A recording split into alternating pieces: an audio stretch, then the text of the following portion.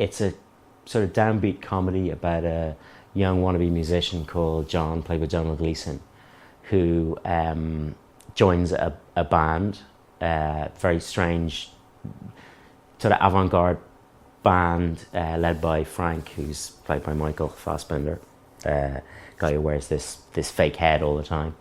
And the film follows John's journey to kind of realize that perhaps he's not quite the talented musical person he thought he was at the beginning. The film now is it's inspired by, rather than based on, Frank Sidebottom, and it's also inspired by lots of other outsider musicians. The character of Frank particularly is inspired by lots of other outsider musicians. And Frank Sidebottom is an interesting. He sort of doesn't fall into any particular category in that he's the creation of a comedian. He was, unlike say Beefheart or Zappa or other, Daniel Johnston particularly, who were not anybody's persona but were just themselves. I mean, part of the fun of the film is that Frank remains very hard to pin down. You have this shifting, difficult to determine central presence in the film, and a lot of John's time is spent wanting to penetrate the mask, literally, and also, I suppose, in a deeper sense, try to understand the source of Frank's capacities musically, and then just in a more basic way to find out who the guy is, and the audience are in the same position, and because of the kind of character Frank is, and he's mercurial, he has massive mood swings, he's unpredictable, he can be quite crazy and other times quite normal. The nature of the character is to not allow you to have it pinned down. What we learn about Frank at the end of the film, I suppose, is we learn a lot more about, and it's not a great dramatic realization. It's kind of deliberately the opposite. You know, there's an aspect to this film which links to the Wizard of Oz story, where everybody projects huge power and amazingness onto the character of the wizard.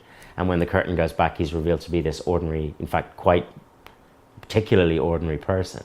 The part of the journey of Frank is to pull the rug from underneath John's ideas of what a creative person must be like. And by hiding Frank through most of the film, you allow John to preserve those illusions through the body of the film, and then it's quite satisfying the way in which his ideas are recast at the end.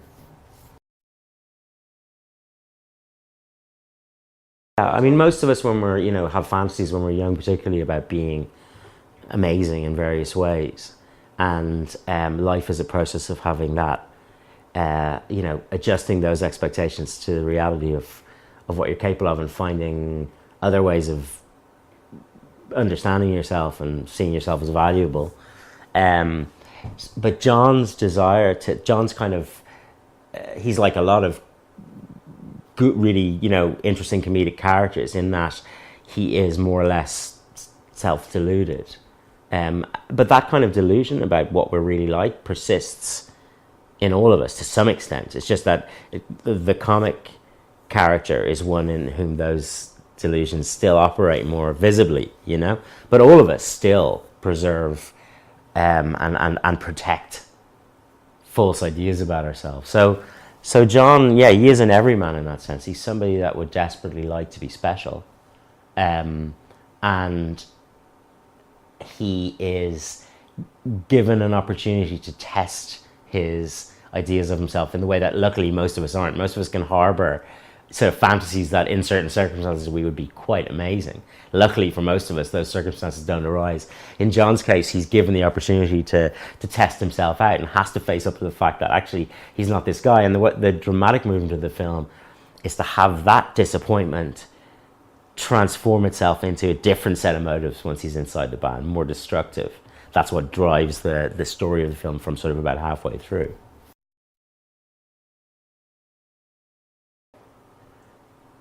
this is something that we talked about a lot in putting the film, in working on the script and in preparing the film, myself and Stephen Rennicks, the composer, because the band have to be. You can't look at the band and go. You've got to feel that the band are way outside of the mainstream. And on the other hand, there has got to be something in them that draws both the audience and John to feel that there's something really amazing about them. So what you can't go to is just a kind of easy noise music, or like just kind of crazy percussive, or uber experimental. So what you have to do is, what we try to do is create a music which is constantly changing, eclectic, not interested in finishing a song, So it's the sort of music where there's a melodic idea, but instead of thinking, great, we'll find a middle eight and a chorus, it just goes off in whatever direction it wants, but melodically there's still something really great about it. So you keep hearing things that you think, oh wow, why don't they just hold there? And that's what John starts to think, why don't they just tone down a little bit, because actually there's an awful lot of really interesting melodic and rhythmic stuff going on. So the music is strange, but kind of accessible at the same time. It's a very difficult balance to hit. You can't say, they're not a rock band, you can't say what genre they are. They're like, if it's not a contradiction in terms, they're an experimental pop band.